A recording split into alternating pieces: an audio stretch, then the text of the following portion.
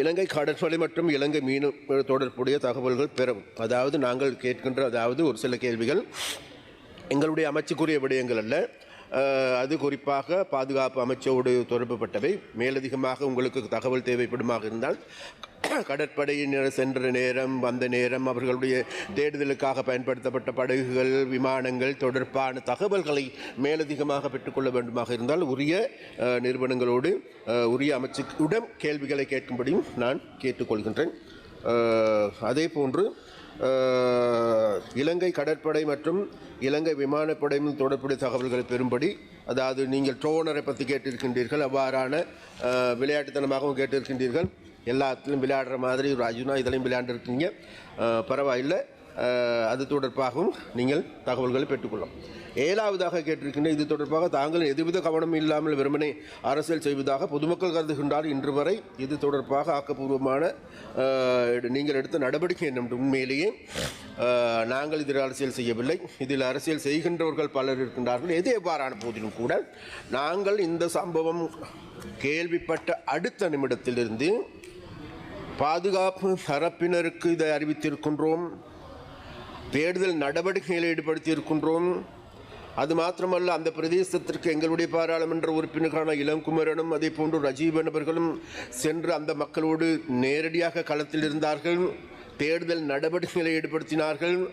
அது மாத்திரமல்ல, எங்களுடைய மீனவர் சங்கங்கள், அங்கே இருக்கின்ற எங்களுடைய பிரதேச சபை உறுப்பினர்கள் உள்ளிட்ட அனைவரும், அது மாத்திரமல்ல அங்கே இருக்கின்ற மீனவர்கள், விசேடமாக அங்கே இருக்கின்ற மீனவ சங்கங்கள் எல்லோருமே எந்த விதமான பாகுபாடு இல்லாது தாங்களிடம் இருந்து பணத்தை செலவழித்து கொண்டு இந்த தேடுதல் நடவடிக்கை ஈடுபட்டார்கள்.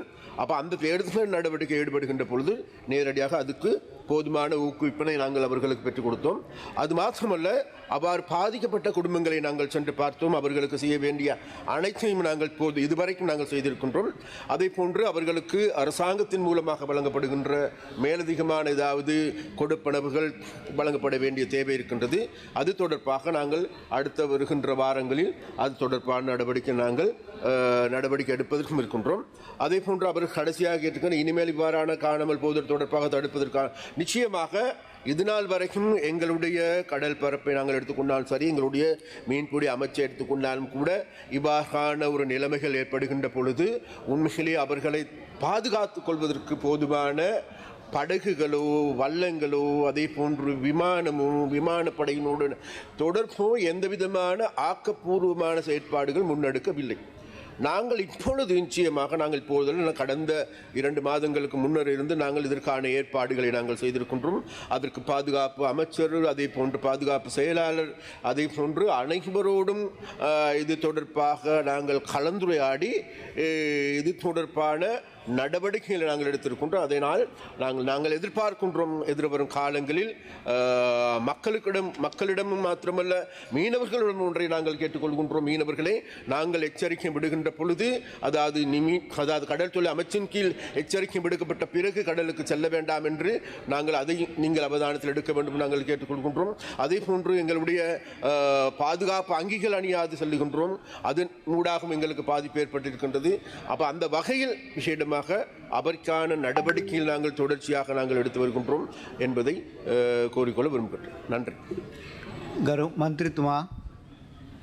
நன்றி. பாசத்துக்கும் நேசத்துக்கும் உரிய மீன்பிடித்துறை அமைச்சர் சந்திரசேகரன் அவர்களே, நீங்கள் சொல்லியிருந்தீங்க 4 மீனவர்கள் அண்டு நான் உங்களுக்கு கடிதத்தை போட்டிருந்தேன். 2 மீனவர்கள் நான் பார்த்து நான் உங்களுக்கு 1, 2, 3, 4 என்ன தெரியுமாண்டு பரவாயில்ல என்றீங்கள். என்னென்றால் நான் கேட்க வேண்டிய கேள்வி, உங்களுடைய அரசாங்கம் இந்த மக்களுக்கு கொடுத்த வாக்குறுதிகளில் முக்கியமாக கொடுத்தது அந்த மீன் பிடிக்கிற அந்த இங்கே கூட மீன் நிற்குதுன்னு சொல்லி மீன் பிடிக்கிற ஆப் கொண்டு தாரன்னு ஜனாதிபதி தாரன்னு சொல்லி இருந்தவர். எப்போ அந்த ஆப்பை தருவீங்கன்னா நாங்கள் கூட எங்கே மீன் நிற்குதோ அங்கே போய் பிடிக்கலாம்.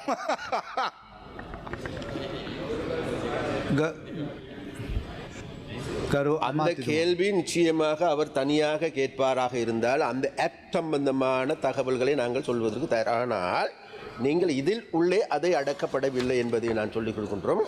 ஆப் சம்பந்தமான நடவடிக்கைகள் இப்போது எங்களுடைய டிஜிட்டல் அமைச்சின் கீழ் முன்னெடுக்கப்படுகின்றது.